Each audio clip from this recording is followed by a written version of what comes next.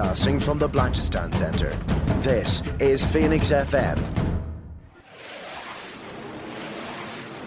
This is 92.5 Phoenix FM, community radio for Dublin 15.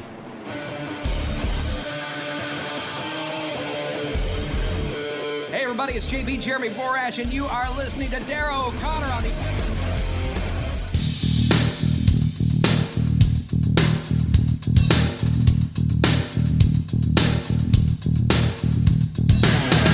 Welcome to the Wrestling Rewind, the only wrestling podcast by fans who don't hate wrestling.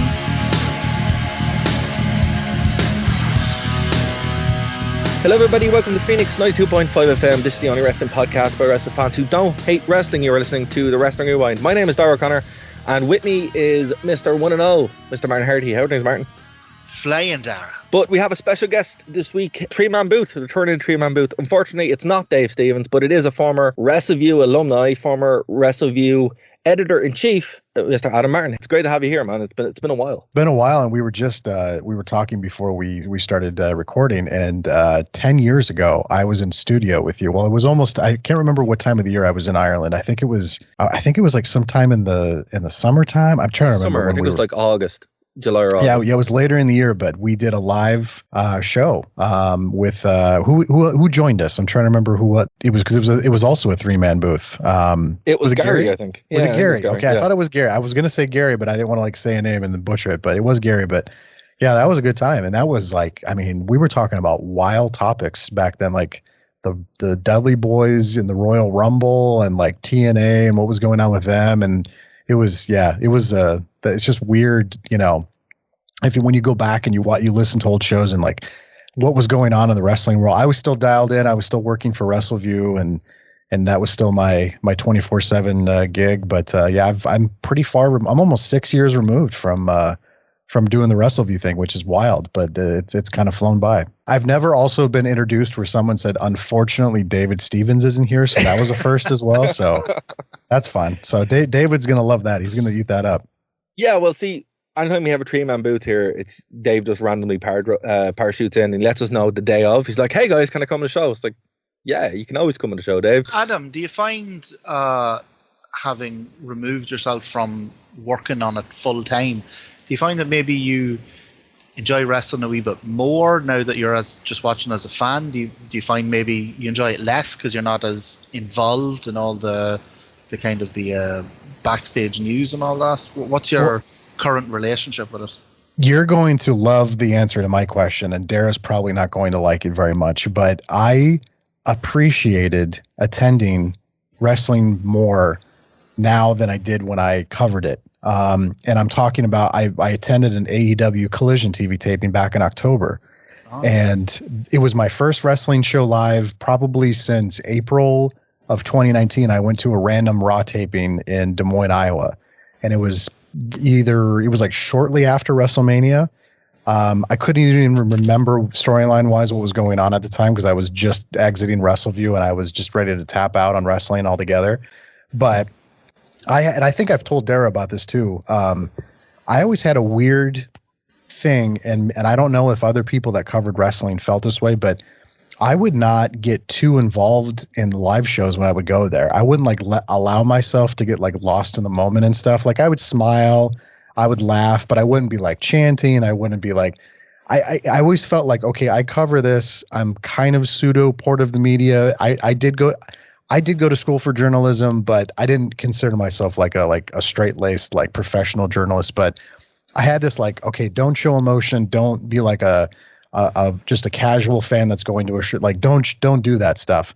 And then when I went to AEW Collision, I had people texting me all night laughing at how I was acting, because I was slapping the guard railing in front of me and yelling at the wrestlers. And one of the guys, I can't remember who it was. I'm trying to remember off the top of my head, because a lot of those guys were relatively new to me on the AEW roster. It wasn't Jay White. I was going to say Jay White, but it was I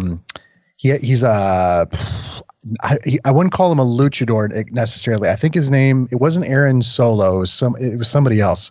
I'll have to go back and see it's whoever the Outrunners wrestled on that main event, but he actually grabbed my friend's beer and just tossed it. And we were dying laughing, and we were just enjoying.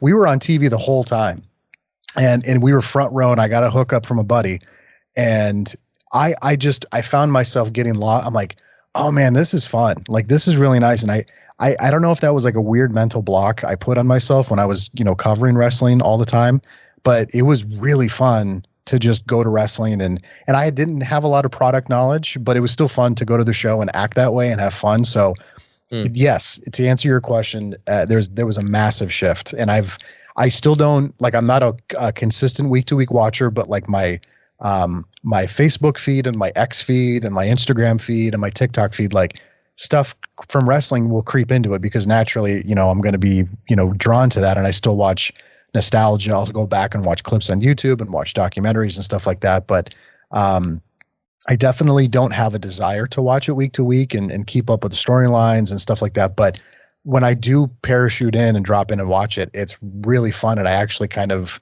have a better appreciation for it because I think, and I had a lot of people tell me this, and even close friends and family, they're like, we think you're becoming a little bitter about wrestling because you're almost too involved, and it's too much part of your life, and you're watching week to week, and you can, and I think both of you can attest to this. You do get a little burnt out. You get a little bitter. You just, it's nice to take a break sometimes. And then I just decided to go cold turkey on it for a couple of years there. Occasionally I'd watch a Royal Rumble and join Roy on WrestleView or Mike. And I've been doing that the last couple of years. I'll watch the only like actual pay-per-views I'll watch are like the Royal Rumble and WrestleMania. And then if there's like a big AEW thing going on, maybe I'll catch that. But yeah, I've stepped away, but I actually enjoy it a lot more by just being a casual viewer, which is kind of what I did this past week with WWE's debut on Netflix. So it was kind of fun to just, drop into that show and check that out. I think that's one of the main reasons why we started doing this show, because like the reason why me and Dave started doing this initially was because I was like, I don't want to cover wrestling week to week anymore, because it does, yeah. Like when you're doing it, even if you try not to get invested, you do. And like some of the latter forms of this show before it was the Rewind was just so negative, where you're just like, particularly the end of the International Desk, where it's just so negative because you're like, the show, the product's so bad. And then me and Dave were like, do you want to just cover old stuff? And then you kind of rediscover being a fan again because you're detached from it. And that's what me and Martin do now here, where we just cover what's fun.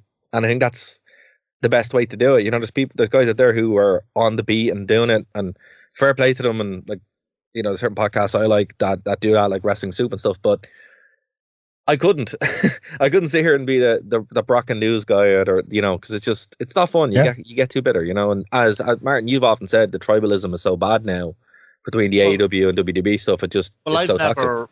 I've never worked in wrestling media, but about a year, what is it now, January, so would have been last November, just over a year ago, I made a conscious decision to cut out all the the YouTube accounts, the news aggregators, the kind of up-to-date podcasts. I tried to cut out as much Twitter as I could, all that.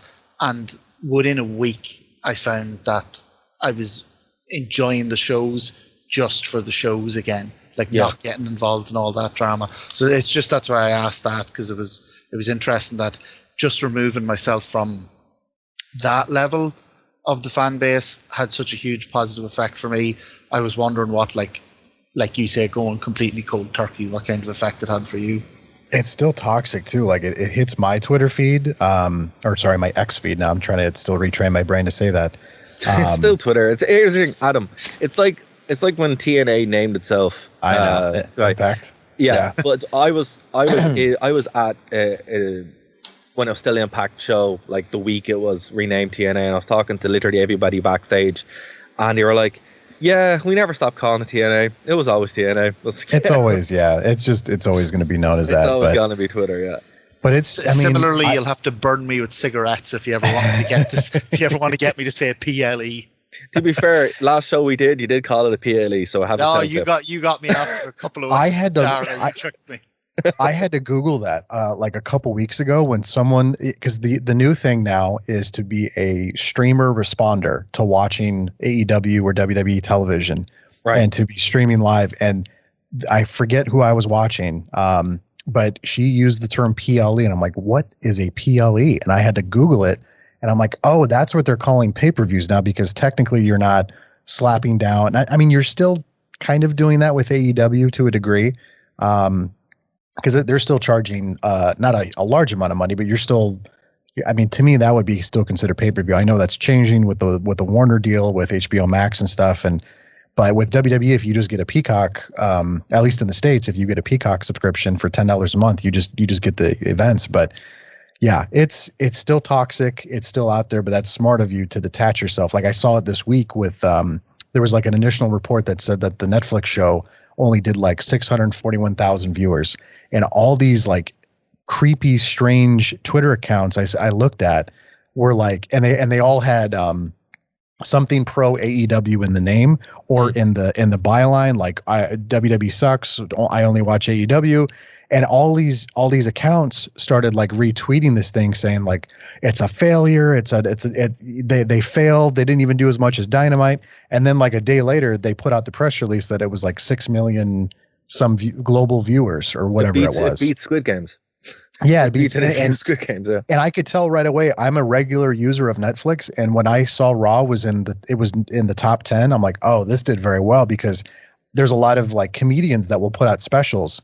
And it will not even crack the top 10. And that's a bad sign. That means, oh, this thing premiered, it got promotion, and no one was clicking on it. And now that could fluctuate, from much later on, the longer this Netflix experience goes. But I saw all these Twitter accounts going, and then they were I also clicked back over to them the next day. And I bookmarked a lot of the tweets. And they were dead quiet and zero comment. And then they started doing that. Well, do you remember when AEW used the word claim for their Wembley show? And they said 80,000 when it was really 70-some thousand. This is the WWE doing the same shtick where they're claiming they did 6 million. How do we know that's true? And so, yeah, it's still very toxic. It still exists. I saw Brian Alvarez doing a clip. One of his clips hit my feed. He was being negative about, I was like, my God, like they're still doing it. Like negativity still sells in wrestling, and it's toxic as hell. You know what's wild though, Adam? It's like, so obviously Martin wasn't around for the TNA stuff, and a lot of fans now probably were either too young or weren't online. And it's so crazy that like it's still happening, but in a very more accelerated way. Like when we would do TNA shows for WrestleView, the traffic was tiny. I'd come on and talk about TNA and nobody would really care except for like a very small audience, but they would be just as toxic to WWE as AEW is now. But like, it just seems that instead of that being like a small pocket, it's like the internet in general, which is why, like, we say every week, don't go on it, don't go on X, don't go on Twitter, or Blue Sky. There's no point. Just enjoy wrestling for what it is. But a lot of people can't do that. Toxicity sells. And, if you go on YouTube now, you can find lots of anti-AEW stuff that people trade in it, for rightly or wrong, but then there's just as much anti-WWE stuff there, and it just seems like the subtlety is getting lost in the shuffle, which is really unfortunate. Make their living off it now. That's a very good word. Grifters on both sides. Come up with the most absolute hyperbolic headline you can come up with, and it'll they don't care if the response is positive or negative. They just care that there's a response, that it's generating traffic. So you think if whatever team you're on, you think if someone puts up some post that makes some claim about the company you like that is false, you think you're fighting them back by like messaging on it, but you're not, because that's what they want. They want traffic, they want engagement, so it's the number one bit of advice I give to any wrestling fan would be all of it. Just cut it all out, and you'll rediscover like your genuine love for the sport and the show on its own terms in no time. Yeah, absolutely. Or what I do, just watch TNA and enjoy that. It's like, because again, I'll watch WWE more so than I would AEW, but what helps me get through it is just TNA comes out, puts out a banger. I'm like, yeah, it's great. You know, that is actually solid advice, and I don't mean this in a tribalist way, but that is solid advice. As I said, without getting too much into AEW, my main problem with AEW is Tony Khan. My main problem with WWE is Cody Rhodes. So that's my. Oh, really? You don't like Cody? Interesting. Oh, I hate Cody. I got at WrestleMania. I got Cody's lisp chant going. It was wonderful. But anyway, they're my biases up front, as we know. But look, so Adam, obviously, you're coming at this from the same perspective that we would, where we like to make fun of things just for the laugh because it's funny to watch stuff in context and have the context. But this is probably one of the most recent thing we've done on the show, which is Raw on Netflix and what it means and the streaming wars and all that kind of stuff. So look, what were your expectations going into this beforehand? I know everyone kind of had them. Was there any kind of setup you had, or did you go in completely blind? I went in completely blind because I am not a regular WWE viewer. I mean, kind of my last parachute in was around WrestleMania time. When Cody won the title and they were doing all the stuff with The Rock and Roman don't remind me about Cody winning the title. Which I thought was, considering how that all there was a moment there where I was really paying attention when they were trying to push Rock and Roman, and then the crowd got all upset and they got Cody back involved again, and whether or not a lot of that stuff was kayfabe to death just to try to get everyone all riled up. Regardless, it generated a lot of interest, and I thought that was done really, really well. I thought that whole main event sequence was done so awesome. But then I kind of, I didn't, pay too close attention. I knew Cody was kind of, still at the forefront, but, and then, when things started to roll around this time, I'm like, oh, I forgot about the Netflix thing. And then I started paying a little more attention a little bit and by no means watching the shows week to week, but seeing stuff on YouTube and watching clips and stuff like that. Which is another dynamic that I think a lot of people don't think about, that a lot of people, casual viewers like myself, my first thought is not to, and I could record the show on YouTube TV and then, watch it. But my first instinct is to go, oh, there's got to be a clip on YouTube. And I'm on YouTube the most of anything that I watch right now. Yeah, I have a premium subscription and I'm blasting through with no ads. I'm watching old TNA content. I'm watching old WWE Vault content.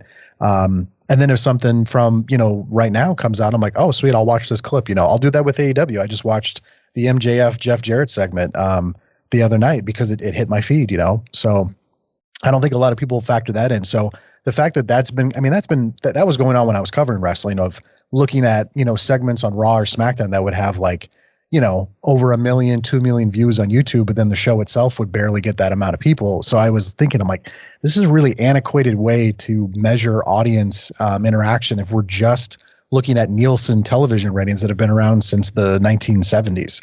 It was such a weird way to measure that.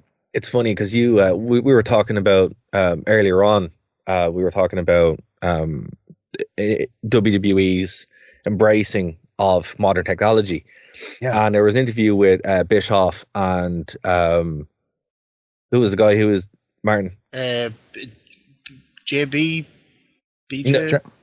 No. It was Conan. Conan's podcast. Conan. Yeah. Yeah. Sure. He had Eric Bischoff on him, and he was saying that WWE was always first and foremost with their technology, to the point that like JB kind of invented podcasting, which was weird. And WCW had no budget, so they were doing this medium that there was no money in. But he was saying WWE were always first and foremost, and he actually brought that point up at him where he was saying, people talk about television ratings, but they never factor in that a clip on YouTube or on Twitter gets millions of views, and it's crazy. Like, but I think wrestling fans, maybe this streaming stuff will move people out of it, but even to the whole pay-per-view PLE terminology, we're all stuck in the late 90s. We never really moved on from the late 90s streaming concept isn't there now. And maybe it will, where even though most wrestling fans now who are coming into it, they don't know the world without the internet. For them, the internet has always been there. And everyone on this show, probably a lot of our listeners are the same, where they remember a time before the internet, remember going on message boards and you'd have to watch it, you'd have to tape it. But now you can just pull up Twitter, find it immediately. And that's how you can view wrestling. Really, you don't even need to watch it live. I mean, I'm looking at that through the eyes of my daughter, who's almost 7, and she's constantly on her iPad, and she doesn't know a world where Wi-Fi doesn't exist, or having a SIM card in an iPad while we're driving on the road doesn't exist, or doing a FaceTime with her cousin in Kansas City or something. Like, I was thinking about that the other day, and you're right. A lot of wrestling fans, and I'm turning 40 this year, so I'm used to, if you didn't watch Raw or SmackDown and you didn't have, like, at the time, this is going to date the hell out of me, but if you didn't have a VCR recording the show, you missed the show. Eventually TiVo became a thing, and that started that trend, and then eventually broadband, and then you were able to record things a little bit easier. But I was just like, what? I mean, you can't even imagine that life of what that was like back then. And you're right. A lot of wrestling fans are still kind of stuck. A lot of people that still watch wrestling or cover wrestling to this day, they're still looking at it through the lens of that. And I don't know if, the network was kind of the first, dipping the toe in a little bit of like, hey, we don't need to do this, 12-month or 12 pay-per-views a year for, $60. And, or at that time they were doing anywhere from like 12 to 15, where it was over the top, and they were barely cracking, 100,000 buys. And there were some shows that were doing like 50,000. Yeah. And then when we got the network, we're like, oh my God, this is amazing. For $10 a month, we can get all the pay-per-views, we can get all this content. Although they did find later on, I don't know if you saw the statistic. I was listening to this podcast interview with a guy that works for WWE, and he was talking about that even though they had all this content on the network, a lot of the older stuff, like the older library stuff, it hardly got touched. I believe that, yeah. I would believe it. So it almost like kind of changed their perspective on it. Like, okay, we provided all this content, but they're not really watching all the old content. They're still watching a lot of the new stuff. So when the Netflix thing came along, I was like, wow, this is big. Because, I mean, we've kind of seen, examples of that with like the UFC being exclusively on ESPN Plus, but they were still bumping the price of UFC pay-per-views every single year, like to the point now I think it's like $80 or $85.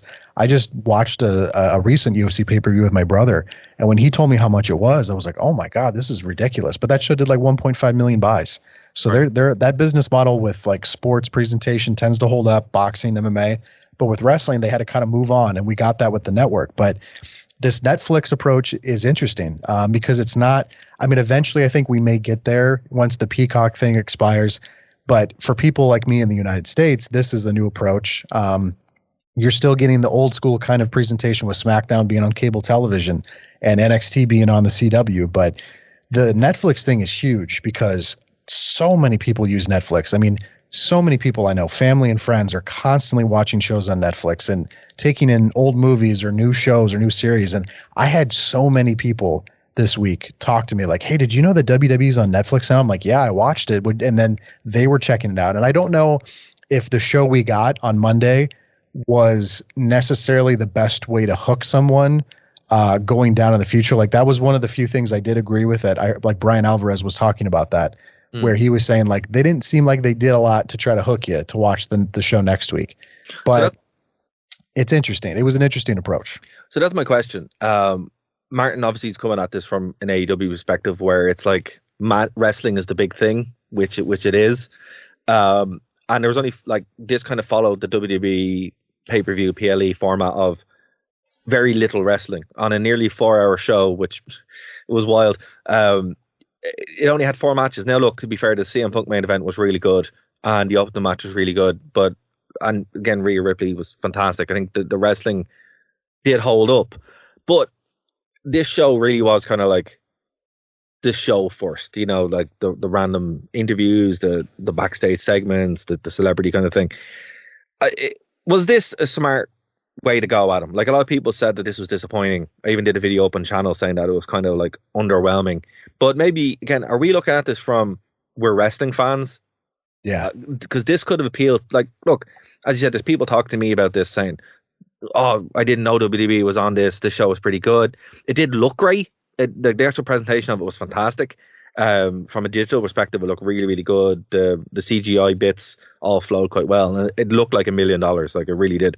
But maybe we're just looking at this from where we're old wrestling fans, where we expect it to look a certain way and it doesn't. Maybe. And I think the other issue is, and maybe Martin could, expand on this too. The mindset of the AEW first person, they're never going to accept this presentation of wrestling, even though Triple H has moved it, I think, in a better direction than it was under Vince. And that's some of the things. So like I wrote some notes when I was watching this presentation, and I know that the presentation has been changing over the last, year or so under Triple H, but I'm not a regular week to week viewer. But one of the things that I wrote down was the non-Vince McMahon commentary coaching from Michael Cole and Pat McAfee was so great. He's awesome. Yeah. And you can just hear it in Michael, like just hearing Michael Cole just make like snide comments. Vince would have never allowed that ever. Yeah. And that was the biggest drawback to the Vince McMahon, Kevin Dunn era, was that it got to the point where it was too polished. It was too professional. And I remember making these observations a lot with Doug and Hunter back in the day on WrestleView of like, okay, the product presentation, like the actual quality of like the cameras and the sets and, hitting those marks and like coming in for 7 minutes, commercial break, that stuff was run. Like I would never take anything away from anybody that worked on production for WWE. It was very professional, but we lost the like real gritty factor of the Attitude Era presentation as that business just expanded and grew. And I feel like watching it now, you still have elements of that. It's not completely gone, but like the camera shots are different. The commentary feels different. The presentation feels fresh. It feels different. When I watch AEW, it feels unorganized and chaotic, but that's not always a bad thing. But I remember watching that play out in front of me on Collision and like camera guys bumping into each other. And it just seemed like there was like, I don't know, it just like they were trying hard. And I like the grittiness of the AEW presentation because it made it feel different from like when you watch that, you go, okay, this is not a WWE show, which is good because that was kind of their goal. But the audience has declined. And I don't know if that's because of a lack of interest in the storylines, a lack of interest in the wrestlers that are being presented. But that's always the biggest thing that I have a buddy, Ryan Drosty, who hosts a show called Top Rope Nation. And he's become this like huge proponent of the AEW product. And he was at that show and I looked at him and I said, dude, this is pretty average. Like it's not bad, but it's pretty average. And you're telling me that this is like leaps and leaps better than WWE right now. And I'm like, I'm asking him to be point blank serious with me because I'm not watching the WWE product. And he goes, oh yeah, it's way better. It's way better. And then I watched the WWE product under Triple H and I'm like, this feels way different from the Vince McMahon stuff that I'm used to, that I stopped watching years and years ago. So I think there's a struggle between the wrestling audiences of like, okay, I want two kinds of wrestling. I either want everything to be just match 1, match 2, match 3, or I want this presentation that WWE provides, which is promos, telling you why, recaps of story. Now AEW does do recaps pretty well because like they caught me up at Collision, but for the most part I was lost, had no idea what was going on. WWE at least kind of tries to get you kind of caught up on something you're about to watch, but there's this mentality, and Ryan was repeating this to me of like, oh, I watch AEW for the wrestling. And I was thinking to myself, oh, but if I don't know who this person is, why I should care about them, then why would I want to watch this? Like, yeah, the athleticism would be very impressive. And there was some very impressive wrestling that I saw out of both the Ring of Honor taping and the AEW taping. But if I don't know who that character is and why I should care about him, I'm not going to, want to watch again.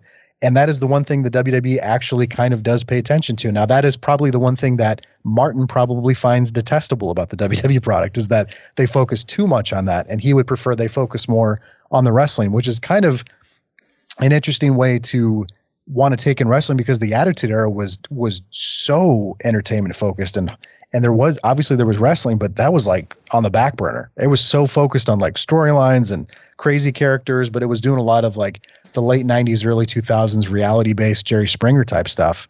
And now it just seems like that is and maybe I'm wrong and maybe Martin can correct me, but that seems, at least from my perspective looking in, you watch AEW because you want to have good wrestling and you don't watch WWE because you think it's too focused on entertainment. Is that an incorrect assessment, or is that kind of how people feel? I mean, for me personally, I find and again, like I don't get involved in the, this sucks or that sucks. I think there's a place for all of this. I don't want to see any of this go away or go under or any companies go down or any of that nonsense. For me personally, just the WWE presentation just doesn't do it for me. It's too polished. It's too slick. It's too glitzy. The matches for me should tell the story. So like you're saying, like, yeah, there might be great athletes in that, but if I don't know who they are, why would I want to watch them again? And I think the AEW philosophy is that you'll want to watch them again. You don't need to know like any mad backstories of love triangles or whatever else is going on. You'll want to watch them again because of what they do in the ring. And that's the key thing for me. Like, Attitude Era was great when I was 14. And when I go back and watch it now, like me and Darragh have covered loads of Attitude Era shows, and the atmosphere is phenomenal. The shows, because Raw was only 2 hours at the time, which when you take out ads is an hour and a half.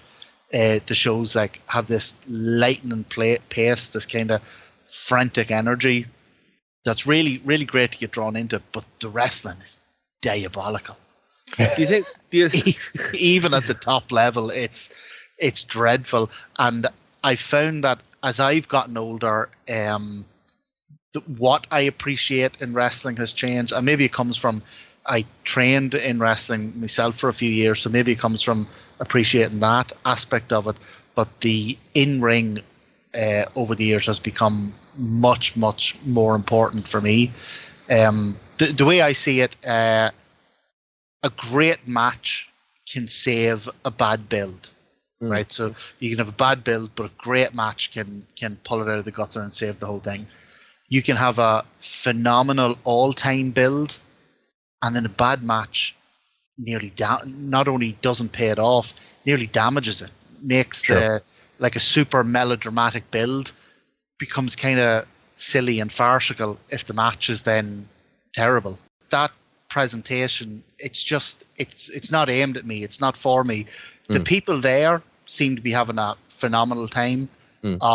6 million people globally watched it on Netflix. Like, there is a huge market for that, but I think there is a large section of the WWE fan base that loves entrances, that loves promos, that loves video packages, and that maybe sits on their phone when the bell rings. I mean, that's fair. I was listening to somebody the other day that summed it up quite well. And they're like, I skip past the wrestling. Yeah, I and you know what? 100% believe that. And you know what? That's fair. I think that is something that maybe as people who've covered this for a long time, Adam, your time covering it doubled both me and Martin put together, I think. But I guess we never factored that in before, that some people just like the entrances and then leave. Some people do. I mean, I think it depends on how you like to take in wrestling. I was always a big proponent of, I liked the TNA product, but I also was extremely critical of it when it got very bad. And I remember the early days of TNA were pretty bad. I'm talking the weekly Wednesday era. It got a lot better when they got on Fox Sports and when they got on Spike TV, and then it just kind of went off a cliff when they hired Hulk Hogan. And then we're getting there. We're getting there. For those folks who listen to this show, we will get there eventually. Strap in. It gets rough. It gets real rough, and I was very critical of it. And this wasn't like internationally beloved Hulk Hogan now. Like, he wasn't back then. No, this was like Hogan, like coming off of like a reality show, and this was years removed from his WWE comeback, and yeah, it was a weird time. But I remember having that same kind of mentality of like, because WWE goes has a weird roller coaster of stars and interest. And there was a like right when I left WrestleView it was like spring of 2019, it was getting rough to watch Raw. Like, I wasn't even watching Raw. I was watching clips on YouTube. I was not watching the show. It was getting that bad.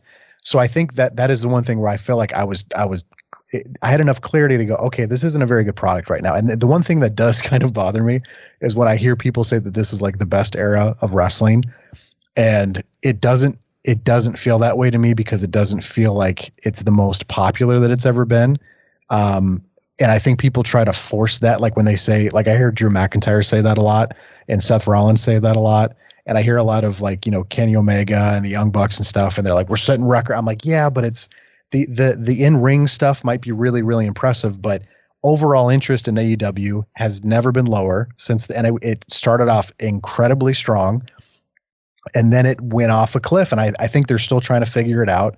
And I heard Tony Khan say like they're entering a new era. So maybe that's his way of kind of hitting the reset button. But they've also had a lot of bad stuff happen to them where they brought in a lot of guys. It didn't work out. And now they're trying to restructure. And I think as this is going on right now with AEW, WWE is starting to hit this new real good groove right now of like, oh, we're bringing in, you know, talent that has never been here before. And there's a lot of, you know, talent down in NXT that are going to be coming up soon that I think is going to change the television landscape. But wrestling will always go in these weird roller coasters. But right now it feels like WWE is starting to figure it out. And I think getting Vince away from there, getting Kevin Dunn away from there, getting the usual generals kind of out of that is good. And we saw Triple H kind of I think the frustrating thing was watching Triple H doing this so well in NXT, and then you'd watch a WWE like TV show or pay-per-view and be like, how is this the same company? Like it was so wild. It was such a weird swing of presentation. And now that is all kind of coming together for everything that they're doing right now.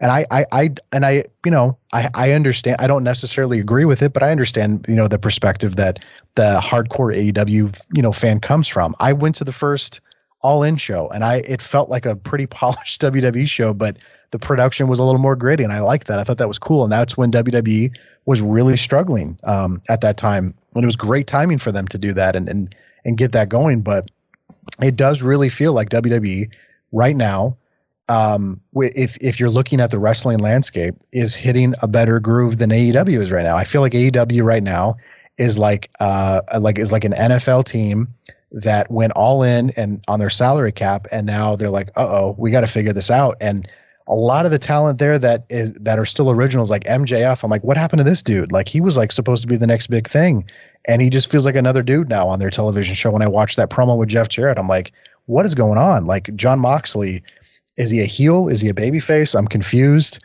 You know, and then I'm supposed to be like super excited because Kenny Omega came back, and I'm like, the Kenny Omega thing has always perplexed me. I've always thought he was a good wrestler, but I've never been like blown away by his promo presentation or his character presentation. I think the one thing that he has going for him is that he's just an incredibly good athlete. Same thing with Will Ospreay. I'm like, the guy, and now granted, he's gotten better on the mic. I've caught a couple of the Bruv promos, like they're funny, but that's just how that audience, it's kind of what Martin said, that they would rather see a good wrestling match than a good promo. They would rather see better in-ring content than a good storyline. And that's where you see the divide in how some people want to take in professional wrestling. And that's totally fine, because I understand what Martin's saying about the overly polished presentation of WWE, because it's to me, I can't imagine watching the show on Monday night and thinking that it's anywhere near as bad as it was during like the Vince 2018, 2019 era. Because that was tough. It was terrible. That was 2018, 2019 is when I was just like, it was I can't bad. do this anymore. It was, you can't do it anymore. Like cover. Honestly, like, and I've never, I think I told Darragh this like off air, but I was like, because he was kind of asking me like, so you're really stepping away from us? And I'm like, it's not good right now. It's pretty bad.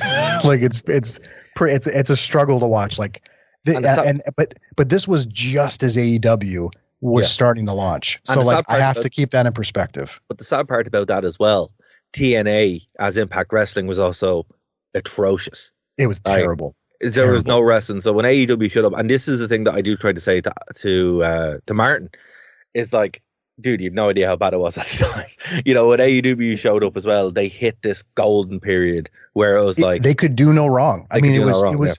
They brought, I mean, like it was the perfect timing for that promotion to launch when it did. I mean, I remember covering like the Jacksonville press conference and seeing all the talent showing up, like Cody Rhodes and the Young Bucks and Kenny Omega and Chris Jericho and Christopher Daniels and Frankie Kazarian and, you know, this is before all these like former WWE guys started showing up, and it just had a fresh new, and it's not like that now. When I watch an AEW show now, it is 100% the opposite of how it was. But you can't expect a wrestling promotion to be firing off on all cylinders every single year, every single month. Like, it's going to have struggles, and AEW is just struggling right now. They're struggling, with selling tickets. So they're running smaller venues, which is a good pivot. They should stop running these huge 20,000, 19,000 seat venues. And like the venue they ran where I'm from in Iowa is like a 8,000 to 9,000 seat venue. They only sold about like 2,000 tickets, but they could set it up with the stage and the ring to look like it was sold out, and it looked great. It looked great on television. So that's the one thing I think AEW is trying to focus on and rebuild with. WWE, though, is, to me, hitting that stride that AEW had when it first launched. Like, it's just they now not everything is not completely perfect and flawless, but that's kind of why I wrote some notes. Was like the first thing I noticed was you could tell they didn't have Vince in their ear telling them what to say, to verbatim, like, say, like, you got to say this line, you got to hit it, so many times, per, half hour or per hour. And just knowing all the like weird scripted stuff that they used to make those guys do. And I've heard talent talk about how when they're cutting promos now, they're not having to remember these like paragraphs of words. They can just kind of go like bullet point and go out there. And you can tell everyone at one point on WWE programming, and I've talked about this to death with Darragh, but so he knows what I'm going to say, but they all sounded like a robot, repeating lines. So it didn't feel natural. The most infamous is WWE presents Great Balls of Fire. At WWE presents Great Balls of Fire, I'm going to have a match with you. Yeah. Everybody sounded like a robot remembering their lines. And I'm noticing with this presentation now, that has been kind of dropped down. I'm sure there's still scripted stuff, and they still have, scripts and stuff that they're following. But it's very different presentation. And that's the one thing that I've always kind of struggled. I'm like, how are AEW fans not noticing this? Are they just intentionally not noticing it?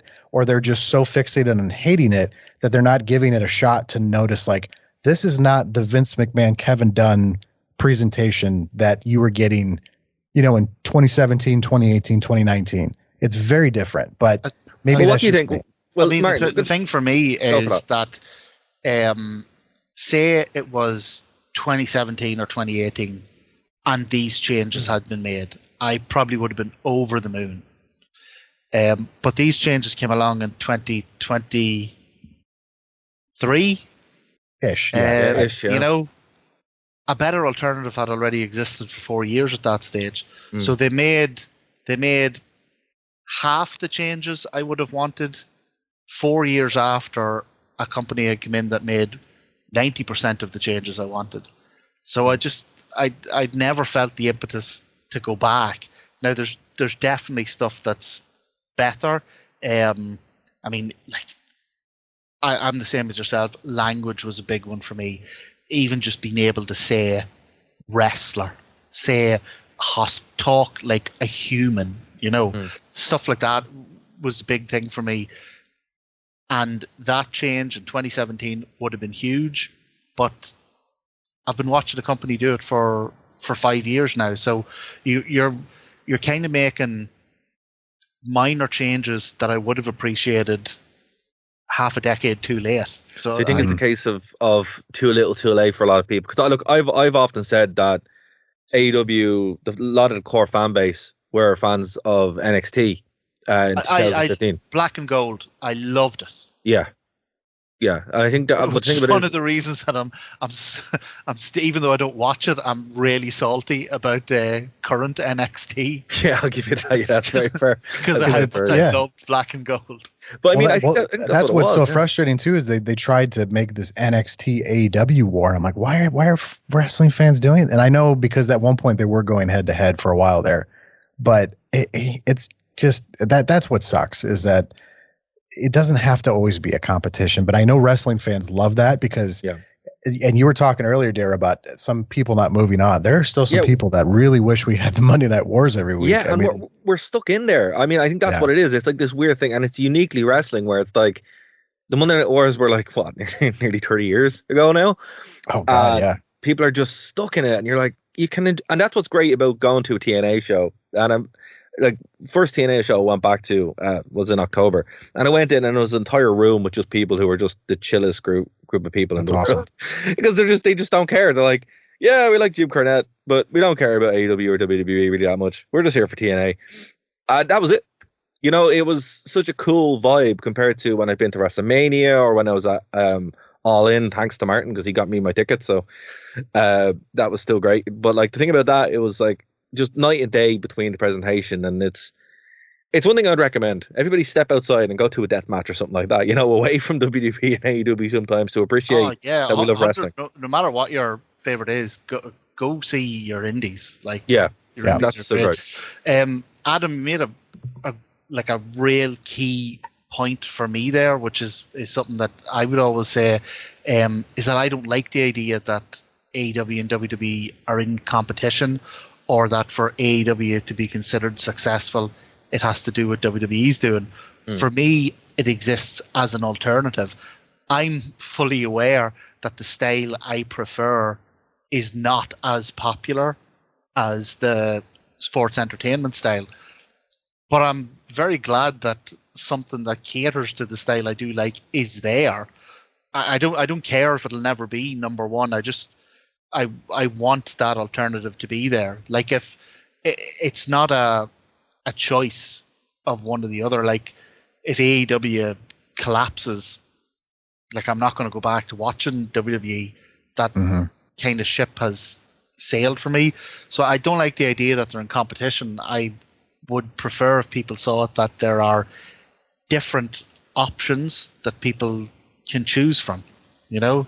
Yeah, it should be that way. But unfortunately, people make it a competition because there was no competition. I know that bothered a lot of people in TNA when they finally got on Spike TV and they were like, well, we feel like we're competing, but then they weren't really. They were still an alternative on Saturday night. And eventually they got prime time, but it still wasn't at the level of WWE. But it doesn't have to supersede WWE or beat WWE to be an alternative. And I think that's the trap they all fall into. That's why, like, you know, even from day one with AEW, I'm like, oh, they're doing TNA in speedrun, you know, and it's not because of what they've done on screen. It's because of the mentality. You know, it's like the amount of people who you talk to, particularly in TNA, you know, a couple of years ago, they'd be like, oh, we need to do this. And I'm like, no, you don't, though. You know, no, you're doing what you do. And it's kind of like, oh, we have to beat WWE. And you're never going to beat WWE. Do what you're doing. And like, even on this podcast, we've identified, you know, when those dips in TNA start happening, it's when they forgot who they were. Mm-hmm. Here's the thing as well. Pepsi will never be Coke, but nobody would say that Pepsi's an unsuccessful company. You know, absolutely, they don't have to sell as much. They just have to do their own thing. I think where they started to lose me a little bit was the Drew Jey Uso match. Like, I love how first of all, I have to say, I love how much Jay has kind of like reinvented himself, because I'm just so used to seeing him in the Usos and being a tag team. And it's actually very impressive the way he was able to connect with the audience with his entrance music and with his entrance, and, you know, listening to Michael Cole get tired on the announce table while he was trying to do the yeet with the arms and stuff. Like, that was funny. But that may have unfortunately been the lowest part of the show for me, because and I don't know if the crowd was just so burnt out from Rhea Ripley winning the title and the Undertaker showing up, because the one thing I did write down, Darragh, that I don't know if you agreed with this or not, they almost went a little too hard with this show. Yeah. Because it was like this is like the arc of it, of how I kind of had my notes. You kick off this show with this amazing video package with Triple H, then kind of, you know, curtailing off of it with the pyro, which I know a lot of people are very upset with Triple H always taking the spotlight, which I think is hilarious, because like, this is the dude running the show now. So he's making it very apparent, like, this is not Vince McMahon's WWE anymore. This is my promotion, you know, presentation, but okay. And I love the presentation inside the Intuit Dome. That's a very, very cool arena. But you immediately go from him to then The Rock showing up. And it's like, whoa, okay, so we're going to kick the show off this way. And then, like, right after that's done, you get this, like, oh my God, we're going right into Roman and Solo. Like, okay, all right. Yep. And they have this huge build up and who's the tribal chief and that stuff like that. And then you have John Cena come out after that match. I'm like, okay, who's formatting this show? This is too much. Like, it was just bam, bam, bam, bam, bam. It burned everyone out really early on. Well, I think that's the issue, because by the time you hit the Rhea Ripley Liv Morgan match, and you get the title change, and then you have the Undertaker coming out, the American Badass Undertaker. By the time it was, for Drew and Jay to hit the ring, the crowd was like, whew, like we need a break. And then I think it picked up again with the crowd booing Hulk Hogan, which was absolutely hilarious. It was the funniest thing ever. And just for a point, he still has me blocked on Twitter, which is wonderful.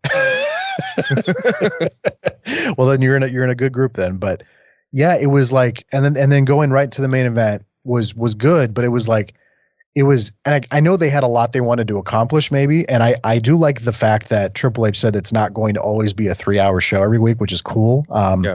That is the one thing I can confidently tell both of you right now, as we're talking about this, was how much I detested the 3-hour Raw era. When they moved to 3 hours, I hated it. It was just, they did way too much. There was so much fluff. Like, I know they were trying to convince themselves that, oh, we have this extra hour to do more things and we can introduce more stars. They didn't do that. And it just, I hated it. And I hate the fact that SmackDown's 3 hours, but I can't get so caught up in that because I'm not watching week to week. But I've also seen a lot of wrestling fans say they love the fact that they get a 3-hour show every week. They love that much wrestling content. I would hate that. That would drive me nuts. But the fact that this show is going to maybe be better paced going down the road is interesting. But they did a lot, on this show, like almost too much. But I wonder if they had this need to go so hard to make an amazing impression on Netflix, because I don't know how. I guess both of you can tell me this. How is Netflix viewed in overseas in like Ireland versus how like we view it here in the States? Like, is it viewed the same way we view it? Yeah. Okay. Yeah, so it's like, it's not the culture definer, but it kind of is. Because like the term Netflix and chill has been around for many, many years now. But I know people that will just kind of what Martin was saying, they'll just toss on Netflix and then like open their phone. And then just like having it on in the background. Yeah. So to have this programming on this platform is huge. And I don't know if they just felt like we gotta do this we gotta kick this off with a bang. Like we gotta go so hard, because the only like real like negativity thing outside of the Drew and Jay match, which wasn't like a terrible match, the crowd was just very tired. But when the show was done, when the GTS was hit by Punk, I was thinking like, oh, this is not going to be this every week. Like, well, here's the other side of the coin too. Like, so now the show's 2 hours and 20 minutes when they took out the ad breaks and the removed bits. So that's actually not too bad. But Martin, what were some of the negatives that you had watching it? You probably watched it. You didn't watch it live. You watched it on demand. So I think Adam myself we watched it live. So what did you think from the Netflix pure experience? Yeah, I watched it on the Netflix replay. So yeah, it was about 2 hours 20 when I watched it. I mean, in terms of bad, now maybe this is slightly coated by the fact that Wrestle Dynasty and Wrestle Kingdom had just been on that weekend, so the match standard was really high. I thought the Drew Uso match was bad. I think Jey Uso, I don't know, like I said, I don't watch WWE week to week, so I can't make any definitive claims on anything. But if I'm just watching this show, I thought Jey Uso is a bad wrestler. He is. Objectively, yeah. His entrance is over, just like Cody. His entrance is over, but again, and I get how people, you get into these things when you see them develop over time. And maybe if you're introduced to something cold, new, you don't have the same appreciation for it as people who've seen it develop over time. But I thought the yeet thing was the dumbest nonsense I'd ever seen. Weird stuff gets over in wrestling. The yeet, no yeet thing I can get when you're there in person. You do kind of get hooked up with it. I'm sure if I was there and 17,000 other people were doing it, I'd be swept in with the wave. I'm not going to sit here and say that I didn't do the yeet, no yeet at WrestleMania, because that would be a lie. I thought the Punk Rollins match was bad, like a bad match. Like I was watching that match and the man was gassed. Oh, he's 40. What is he? 46, 47? Oh yeah, like that's here. I'm 38. I couldn't do a 20-minute match, but I'm just saying I genuinely think that's why he blew up his contract. the presentation was, look, this thing looked amazing. Looked incredible. The issue for me is just that's just not how I want wrestling to look. But I have no doubt that, like, visually it was just a phenomenal spectacle. The whole thing kind of felt like a restaurant. And you walk into the restaurant and the waiter cartwheels over to you with, you know, like fireworks coming out of his trousers and his arms, and he jumps up in front of you and he says, "Can I take your order?" And then, holy hell, the waiter is Macaulay Culkin. Brilliant. Yeah, take me over. And he puts me on a roller coaster, and he takes me over to my table, and my table is a, you know, big inflatable bouncy castle, and, you know, like there's bands playing and fireworks and lasers and everything. This is the best restaurant I've ever been to. And then the food comes out and it's burnt toast. You know, like that was kind of the feeling I got from it. But again, I'm from that era where I prefer my wrestling to look a little dingy, a little gritty, kind of a bit like just a fight night. For me, the biggest concern I had out of the whole thing was actually a medical concern. And I was really worried that Triple H was going to hurt himself, patting himself on the back so hard. He's earned it, though. He's the game. Come on. No, he has changed the then, now, forever to be his voice. I'm okay with that. The curtain drops and it's Triple H. And I'm okay with that. The sin of all sins, at the end of the show, we get credits. And it's executive producer Triple H. Like, you know, they've been doing that for a while, though. That's not a new thing. So, you know what my one problem with that was? It doesn't say the game Triple H. See, this is the one thing, the one criticism I don't understand is that there are so many people that love the black and gold Triple H NXT era, but now that he has the reins of the actual main roster, they're like, he's doing this too much. Like, remember that first huge sold out arena they did? And he was in the middle of the ring cutting the promo in the dark, and then they turned the house lights on to show the sold out crowd. This isn't the Orlando tiny crowd. This is a 20,000 seat venue. So, like, if you're okay with that, what's wrong with him standing in the ring in Los Angeles saying, like, this isn't Vince's WWE more, this is mine? Like, I don't have a problem with it, but I'm also kind of what you were saying, Martin. I'm not watching every week, so I can't get, like, you know, super annoyed with it, because it's not. If I guess if I was watching the show every week and he was cutting the same promo every week, then yeah, I would understand. It'd be a little bit much. But this, like, I guess I don't understand the Triple H criticism that I hear a lot on the internet of, like, that he's taking too much of the spotlight. I don't get it. And also, as well, he does it for the big events. But here's the thing. I would much rather look, I'm a Triple H fan. Beyond that, he could do anything and I still would defend it. But on, like, objectively, if there's one thing I am, it's extremely consistent. It's with this, it's more like I would take this over what Vince would do, where he'd come out and cut 30-minute promo every week. Oh, but don't take my criticism of Triple H as thinking I like Vince. No, what I'm saying is, like, what I'm saying is this is tastefully done, where he's coming out and being like, you know. See, this is the thing. I didn't think it was like the video package at the start was tremendously impressive, but what I got from it the whole way through, and what it was saying is, wrestling is fake. This is all fake. What you're about to watch is fake. Enjoy the fake thing. Well, it is. I know it is. I know it is. But the whole point of it is you suspend your disbelief. Like, you wouldn't go to a movie, like you go see Starship Troopers, and the movie starts off by going, "Oh, by the way, there aren't really, you know, intergalactic bugs hurling asteroids at Earth. That doesn't really happen." And at the start of a cinema, it does say, "Turn off your phone and enjoy the experience." But what I will say is, you know, I think this was done to kind of set the table. Like, again, we're looking at this as wrestling fans. A lot of this was done to set the table for people who are like, wrestling is. This is the crux of my issue with WWE. It's not for wrestling fans. I'm a wrestling fan. Well, that's it. It's trying to appeal. It's trying to appeal to the widest group possible. You know, yeah, it's immensely popular. It's like, here, sure, half the show was them cutting to different celebrities in the audience, and yeah, that's great.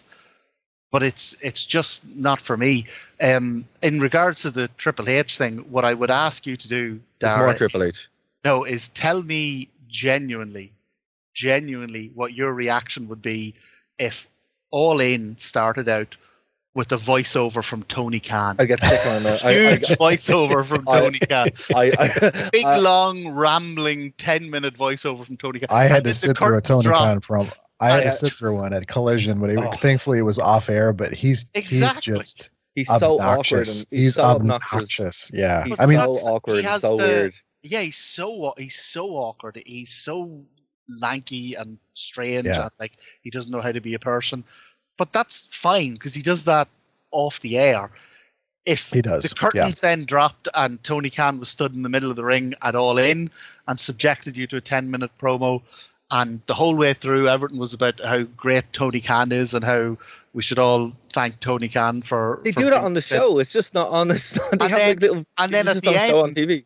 And then at the end of the show, the credits rolled, and it was like executive producer Tony Khan, head see, I writer. like the executive producer thing because then I know for sure this is not a Vince McMahon production, and I'm getting an entirely different presentation than what I got takes me 5 years ago. The executive producer thing takes me back to the fact that it is not a sporting event. It Well, is. it's See, not. that's the thing though. I've never A TV considered show. professional wrestling to be a sport, and But it's which is supposed to be interesting. an emulation of that, you know? Which is, well, it is interesting that I know Darragh will probably press for time, but I did want to make this point. The first thing I got a vibe of when I watched the show was how much the UFC production elements have been inserted into the WWE presentation I now got that that they're as all well. under the. It looked like a UFC Dana White presentation on Monday night. It It looked really did. Yeah, it really and, did. Yeah. and that to is be fair to WWE, before the merger, UFC had stolen a lot of their production from absolutely WWE. absolutely, and I think that's what took me back of like. This felt like I was watching a UFC pay-per-view because they famously do the same type of presentation where they do these big wide shots and they do the sports presentation of like, look who's in the front row, look who came out to the show. And it was the same thing. And I didn't hear a lot of people talk about that this week of like, I texted my brother immediately because I don't know if you guys saw the show the UFC did at the Sphere in Vegas. That was one of the most amazing production presentations of any sport I have ever seen in my entire life. Like that's a once in a lifetime thing. According to Dana, they're never going to do it again because it costs so much money to do. I believe But when I watched them do the Intuit Dome, I was like, oh, this felt like the Sphere show in Vegas. Like the way they had it set up, the way they had the smaller entrance area, the way they elevated the ring a little bit. Like it felt like, I know everything's under Endeavor now, under TKO. But this felt like the most UFC WWE show I've ever seen. And my first thought was like, wow, this felt like more of a sports presentation. So it's interesting to hear Martin watch the show and still get like the heavy, this is not wrestling, this is entertainment, this is not dingy. Like it's never going to be like that dingy, which I love the gritty, dingy stuff. Like, don't get me wrong. But it's interesting that was how you viewed it, because I had the complete opposite impression of like, this felt like more of like I was watching boxing. like an NFL, like boxing. Yeah, I felt, and I said it on the video I did on the channel, it felt like the Logan, what do I keep calling Logan Paul? The Jake Paul, Mike Tyson. It did. That's what it felt. Absolutely. It felt like that was run as a test for Raw. In my opinion, that's what it really felt like. And it was shot the same way, presented the same way. So it did kind of feel like, presentation wise, sport. But I think what Martin is referring to is like they're underlining, saying, look, what you're going to see here is it's not real. But then it was kind of presented like a sport. Like it's very much like a modern sport presentation, combat sports. So look, it's a balance they're going to have to find. I didn't hate it. I quite liked it. Now, look, it was on very late. I don't think I'm going to watch it live anymore. But I don't even think it's a balance that they're going to have to find. They're like, it works. Look at the audience. Like, again, my criticisms are based on my personal preferences. They clearly have an enormous audience and it's hugely popular. So, like, from their perspective, like, whatever they're doing is working. More power to them. And if they have 6 million people watching, they're not going to be at all bothered that because I don't like it, it's not 6 million and one, But here's the thing. Look, I do think there was something in there for everyone. Like, I particularly, there were certain things that lost me, like the Travis Scott lad just being really confused and high, really confused, was like, this is awful. Yeah. But I did really enjoy the fact he walked out with a new hardcore title, and I was just like, I genuinely marked out huge. Did they edit much of the Rock's promo? Because I was reading today that a lot of that got, like, a lot of him cursing got edited out. Yeah, they edited all the profanity out. Okay. So, in terms of storyline, by the way, so is he friends with Cody now, or what's so I didn't understand. Yeah, Darragh, explain that to me, because how did he go from beating the hell out of Cody Rhodes and leaving him bloody to being like, good job, man, thanks for holding this company on your back for the last like year? I'm like, what is going on here? Explain that to me. So what happened here was, right, so the plan was to have Cody versus The Rock, which they spent all of last year building, and then The Rock decided to do Moana 2, the new Moana live action thing, so they're remaking Moana. Yeah, and apparently that needs reshoots. So the reshoots are happening at WrestleMania. So he hasn't got time to prepare for the match, or it literally is happening at WrestleMania. So they're like, look, you can't do it. And apparently what TKO wanted him to do was to go out there and be face Rock, because it looks better for the company for him to do that. Which, you think Cody would do that, but he's a complete joke, so obviously he can't. It was just weird to see like Cody smiling, like he's laughing and smiling. I'm like, this is the dude who like opened you up and beat in the front hell of your mother. Yeah, it's like, what are we doing here? But like, okay. So, but that's why it's all got to do with Moana, apparently. Do you know what I think part of it might be as well? And look, The Rock is in phenomenal shape. Like, the man he doesn't look human. It's unbelievable. No, sure, the shape he's in now, he's not actually in ring shape. He was smaller at WrestleMania than he is now. That's what I was going to say, is that maybe he's in Moana shape. Maybe it was just the HD cameras on Netflix or whatever, but this is the first time I've seen him where when you looked at his face, he's starting to look like an old man. Yeah, he's getting older. He didn't shave. That's what it was. He should have shaved. Maybe he just, the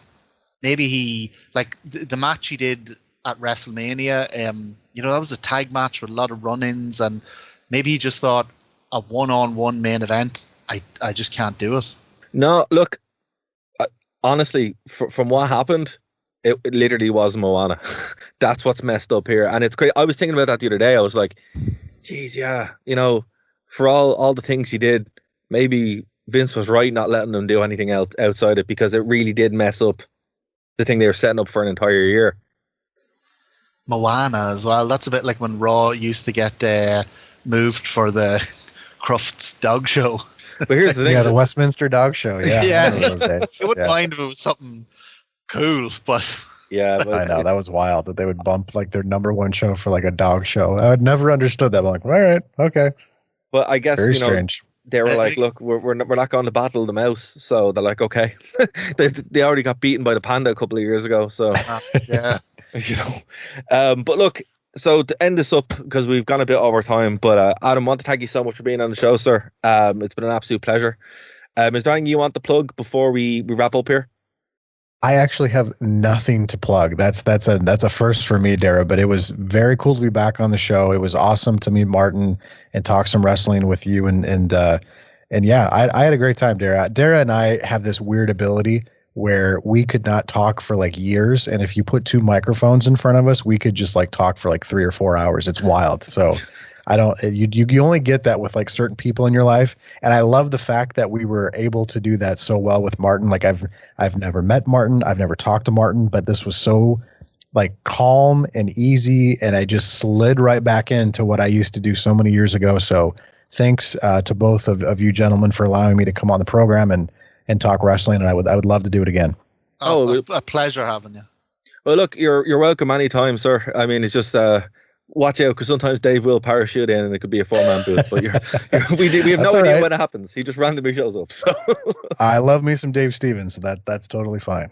But no, man, we'd love to have you back on the show. And again, if you do want to check out Adam's stuff, anytime you're looking at stuff from the past on Wikipedia, the guarantee his name is going to be there. So. Yeah, TNA stuff too. A lot. I don't know why the TNA stuff trended so well, but yeah, any TNA pay-per-view, they have like my little recap in the Wikipedia. It's wild. I don't understand it. It's always there. It's so funny. But thank you so much for being on the show, sir. We do appreciate it. Again, if you want to follow us, we would appreciate that. Go over to YouTube, search Nerd to Know Media or The Wrestling Rewind, and you'll be able to find us.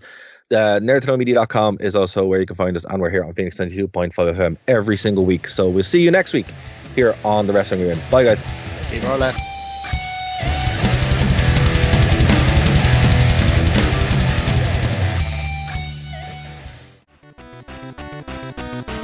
Thank you for listening to a Nerd to Know Media production.